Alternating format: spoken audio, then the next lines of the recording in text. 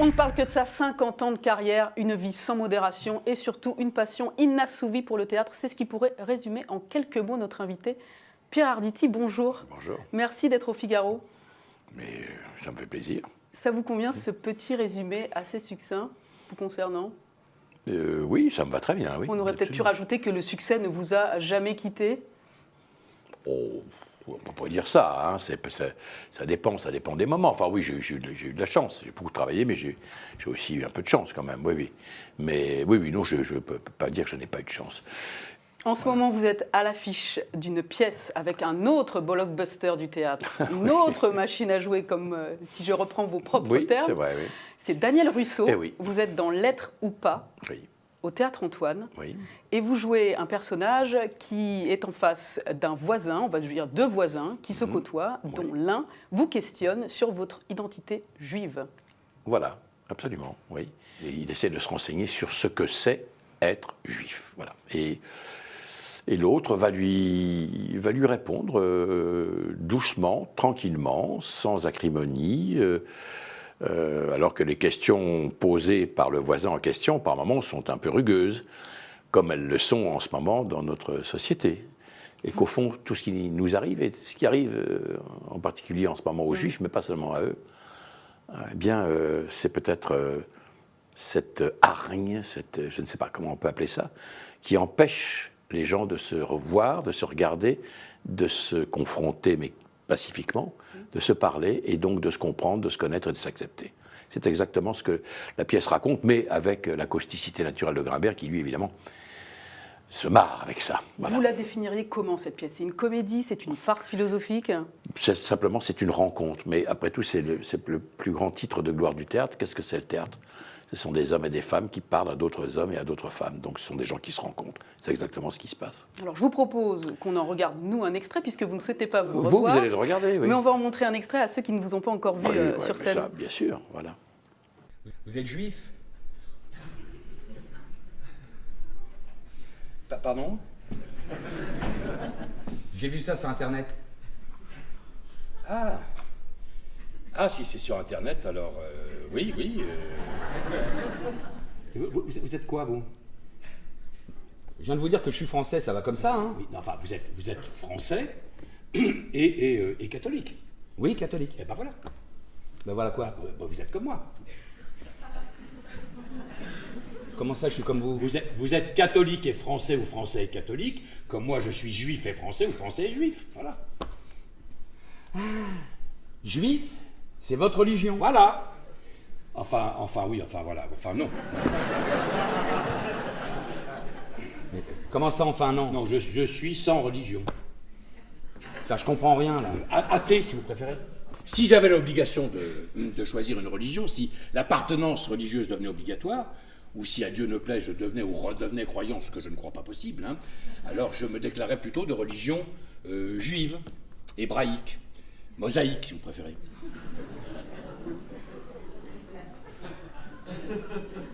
Je comprends pas un mot de ce que vous racontez. Vous l'avez dit, c'est un sujet qui résonne de façon particulière en ce Très moment avec l'actualité. particulière en ce moment, oui. Quand vous avez des jeunes de 15-17 ans, des mineurs, qui profanent un cimetière juif, D'abord, je me dis qu'ils ont profané un cimetière, avant de penser qu'ils ont profané un cimetière juif. La question qu'on se pose, c'est... Ils ont détruit 250 tombes. Alors, la question que je me pose, c'est que je me dis qu'au bout de 10 ou de 12, qu'est-ce qui fait qu'on en détruit une 13e, une 14e, une 15e? Qu'est-ce qui se passe dans ce qui leur sert de tête? Parce que, malheureusement, on se dit que là, il y a de l'eau. Et que, comme il y a de l'eau, évidemment, l'électricité ne passe pas, et par conséquent, donc on est dans je ne sais pas quoi, on est dans quelque chose qui n'a rien d'humain. Chez des gens aussi jeunes, c'est désespérant. Donc on se pose la question de savoir, les parents là-dedans, quoi? Qu'est-ce? Par quels moyens on peut expliquer? L'éducation, l'école, Mais le si l'école lycée. ne suit plus, du coup. Écoutez, il faut que l'école se remette à suivre. Est-ce qu'on n'a pas laissé passer trop de choses? Est-ce qu'on n'a pas fermé les yeux sur trop de choses?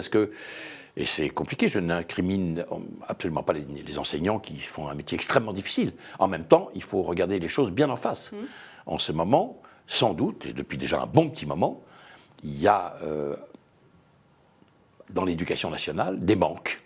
Voilà, pour être light dans le discours. Il y a des manques, il y a des choses qui ne se passent pas, qui ne se passent plus. Mais la responsabilité, elle mais incombe la à l'enseignant ou aux Non, politiques? non, la responsabilité, elle est à tout le monde. La responsabilité, elle est que, très honnêtement, je pense qu'on ne fait pas assez de place, on ne met pas l'enseignant à une place qui est réellement la sienne, qui est une place absolument majeure dans notre société, absolument majeure. Moi, j'ai des souvenirs d'enseignants qui étaient géniaux, extraordinaires. Il y en a forcément encore. Ils n'ont pas disparu. Bon, alors après, les enfants changent, la société change. On ne peut pas demander à l'école de régler tous les problèmes que traverse notre société. On peut tout de même demander à l'école de s'en préoccuper, et peut-être de s'en préoccuper d'une manière encore plus voyante et plus ferme. Et pour ça, sans doute faut-il des moyens, sans doute aussi faut-il repenser un certain nombre de choses. Alors, bon, moi, vous connaissez ma sensibilité, hein, elle est ce qu'elle est. Je la garde, elle est intacte, mais vous voyez, quand j'entends parler Finkielkraut, par exemple, je suis en accord absolu avec lui. Je pense qu'on ne peut pas être laxiste à ce point-là, a fortiori en ce qui concerne les enfants et ce qui va leur arriver, ou ce qui ne va pas leur arriver. C'est pas parce que je suis un homme de gauche Oui. Que je ne dois pas avoir le courage de ne pas être forcément en accord toujours avec les miens. Voilà. Je ne suis pas toujours en accord avec les miens, et en ce moment, par exemple, je ne suis pas du tout en accord avec les miens quand on vient de voir ce qui se passe avec les frondeurs, les 49.3. Alors, c'est pas plus brillant de l'autre côté, hein, soyons clairs. Mais je suis inquiet, je ne suis pas pessimiste, je suis inquiet. Non, je continue d'avoir des illusions à mon âge, et le jour où j'en aurai plus, ça ne vaudra plus le coup que je vive. Non. 50 ans de carrière. Hein. Oui, vous n'êtes pas obligé de beaucoup. m'annoncer ça comme Mais si j'allais mourir demain matin. 50 ans de carrière, on en a marre, tirez-vous, il y en a marre. Vous avez dit, je suis à un âge où je peux m'offrir le luxe de faire ce que je veux. Oui, Est-ce que ça veut dire j'avais que- commencé avant. Hein. Bon. Est-ce que ça veut dire que professionnellement, vous vous contentez d'une certaine zone de confort et que vous ne prenez plus aucun risque? Ah, c'est exactement le contraire. C'est exactement le contraire. Je dis simplement que je suis responsable de ce que je fais, ce que je ne pouvais pas être forcément quand j'étais beaucoup plus jeune, parce que quand on est plus jeune, moi j'ai fait comme ça. Après, on peut ne pas faire comme ça. J'ai joué parce qu'il fallait jouer, et quelquefois j'ai joué des choses qui n'étaient pas formidablement passionnantes, qui n'étaient pas... mais elles m'ont au moins servi à une chose. Un, à me forger, et deux, à comprendre réellement ce que je sentais, ce qui était vraiment indispensable pour moi, et ce qui ne l'était pas. Je peux au moins me dire que pour moi, les raisins ne sont pas trop verts.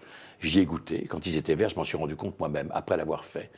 Je veux bien juger des choses à condition de les avoir pratiquées. C'est trop facile de dire non, c'est pas pour moi ça. Non, c'est pas pour moi. Ben, fais-le. Donc, ça veut Montre que dire- tu es capable de le faire. Quand tu auras été capable de le faire, ça ne t'apporte rien. Tu peux te dire que ça t'aura servi à savoir que ça ne sert à rien. Voilà. Est-ce que ça veut dire qu'aujourd'hui, alors professionnellement, il y a des choses qui vous font peur? Oh non, au contraire. Je suis à un âge où je peux m'offrir tous les risques. C'est exactement l'inverse. Comme disait Picasso, il faut très longtemps pour devenir jeune. Pour ça d'ailleurs que vous avez un temps infini pour devenir jeune. Vous êtes... Non, j'exagère. Et dans la vie, il y a des choses qui vous font peur? Écoutez, il n'y a plus grand-chose qui me fait peur. Mais ça, je pense que c'est l'âge qui fait ça. Perdre la Je me mémoire suis- peut-être? Oui, ça me fait peur. Perdre la mémoire et tomber malade. Voilà. Pour le reste, pardonnez-moi, c'est sans doute très très prétentieux, mais non, je n'ai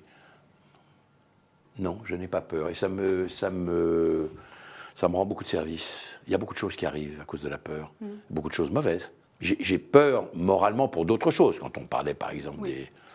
des juifs ou des musulmans, parce que être antisémite, c'est être anti-juif, mais c'est aussi être anti-arabe. Car les Arabes, on ne le sait sans doute pas assez, sont des sémites. Voilà, ils sont aussi des sémites. Donc moi, je me réfère à ce qu'a dit Manuel Valls. Je suis tout à fait en accord avec lui là-dessus.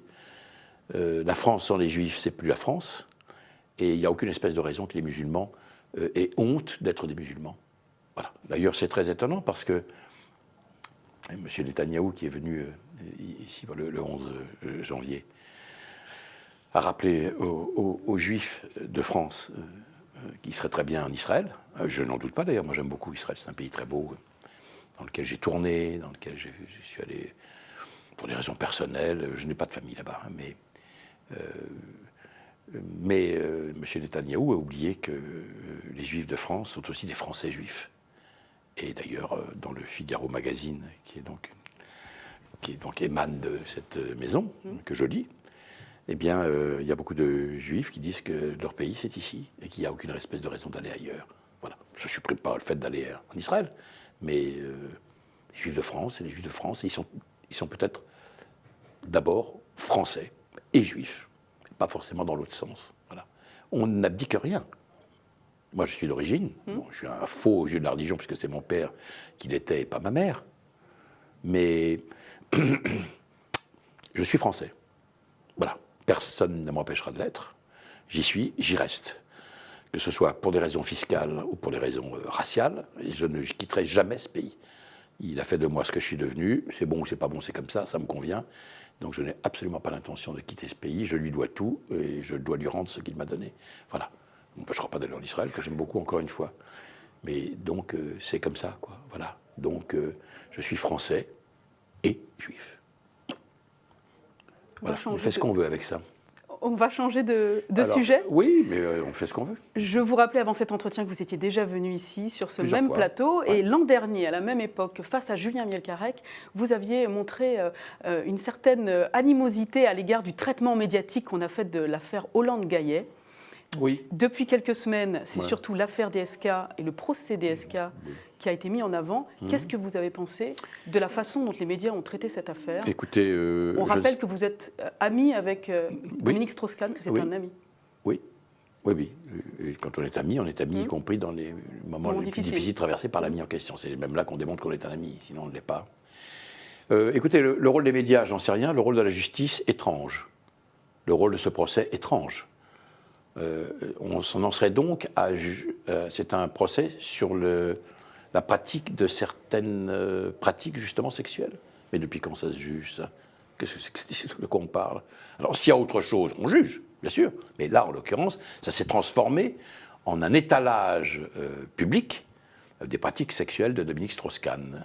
Alors, encore une fois, le procès était pour éclaircir si, j'ai bien compris, Dominique Strauss-Kahn était proxénète ou pas. Bien. Il est absolument démontré qu'il ne l'est pas. En tout cas, il n'y a pas assez de preuves pour démontrer qu'il l'est.